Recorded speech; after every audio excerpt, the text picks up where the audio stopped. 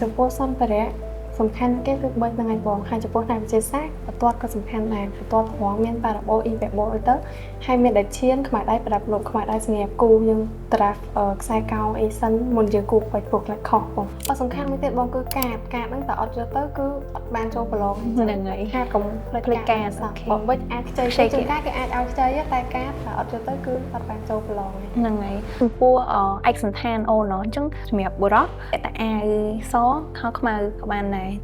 បងអូនស្រីអូនពាក់អាវត្រូវសពុតបត់ឬក៏សពុតខ្លីឬក៏សពុតធំណែខ្ញុំស្លៀកសពុតខ្លីបងព្រោះវាស្រួលចំពោះប៊ីជើងអូនវិញអ្នកគ្រូមានផ្ដាំមែនថាឲ្យគូពាក់ប៊ីជើងអីស្រួលគាត់ប្រាប់ថាឲ្យពាក់ប៊ីជើងណាដែលយើងគិតថាស្រួលឲ្យស្រួលដែរបើពាក់ប៉ាតាគេអាចឆែកអញ្ចឹងបង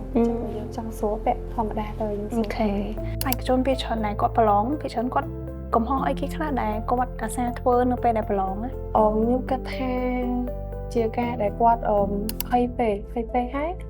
នៅពេលដែលគាត់ពិសេសអីមួយហើយគាត់គិតថាគាត់អាចនឹងមកតែតាមពិតវាតិចតួចអីចឹងគេអាចទុកថាមកឯងហើយគាត់ស្រាប់តែដូរកណ្ដាស់ហើយទាំងដែលគាត់ពិសេសបានច្រើនហើយចឹងហើយគាត់ដូរកណ្ដាស់ធ្វើឲ្យខាតពេលគាត់ចឹងខ្ញុំគិតថានឹងវាជាកំហុសមួយដែលខ្ញុំឃើញខ្ញុំភាគច្រើនឃើញអានឹងច្រើនជាងគេ